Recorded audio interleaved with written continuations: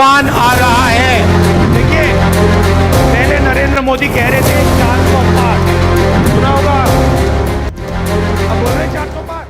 इस बार बीजेपी के लिए आगे खाई और पीछे कुआं है। मैं ऐसा क्यों कह रहा हूँ? हरियाणा का इलेक्शन बीजेपी बहुत बुरी तरीके से हारने वाली है। एनालाइज करते हैं। सबसे पहली चीज है कि बीजेपी के सहयोगी जो जेजेपी पार्टी है, दुष्यंत चौटाला, उन्होंने बीजेपी का साथ छोड़ दिया है, बीजेपी के साथ गठबंधन तोड़ दिया है। यहाँ पे ये क्या बताता है कि उनका ट्रस्ट कम हो चुका है। ट्रस्ट तो बिल्कुल कम हो ही चुका होगा, लेकिन एक चीज जो है वो उनको दिख गई है कि ये बार अगर हम बीजेपी के साथ रहे तो हमको कोई वोट नहीं कर, क्योंकि बीजेपी ने जिस तरीके से हरियाणा अपनी गवर्नमेंट चलाई है उससे किसान बहुत ही नाखुश है, वहाँ के जाट बहुत ही नाखुश है। और ये बार पूरा का पूरा जो वोट है किसानों का, जातों का, वो कांग्रेस में जाना। अब यहाँ पे एक चीज ध्यान रखना, एक और फैक्टर है जो कि कांग्रेस को मदद करेगा, वो है विनेश फोगाट और रेसलर्स। जो रेसलर्स ने आंदोलन किया था ब्रिजभूषण सिंह के खिलाफ, वो भी बहुत ही काम करने वाला है, क्योंकि उसमें गवर्नमेंट बीजेपी ने रेसलरों का सहयोग नहीं किया, जो कि पूरे हरियाणा और पंजाब के लोगों ने देखा। इसी वजह से जो आम आदमी है वो भी हरियाणा में बीजेपी को वोट नहीं करेगा। और यही वजह है कि पूर्व सीएम मनोहर लाल खट्टर को बीजेपी को लोकसभा में लेना पड़ा। हो सकता है कि जहाँ पे सिटी एरिया, वहाँ पे तो बीजेपी को वोट मिल जाए, लेकिन गांव में वहाँ पे बीजेपी को वोट मिलना ऑलमोस्ट इम्पॉसिबल है। और हरियाणा में अगर बीजेपी जीतेगी तो वो कोई ना कोई चमत्कार ही होगा, क्योंकि बीजेपी अभी जो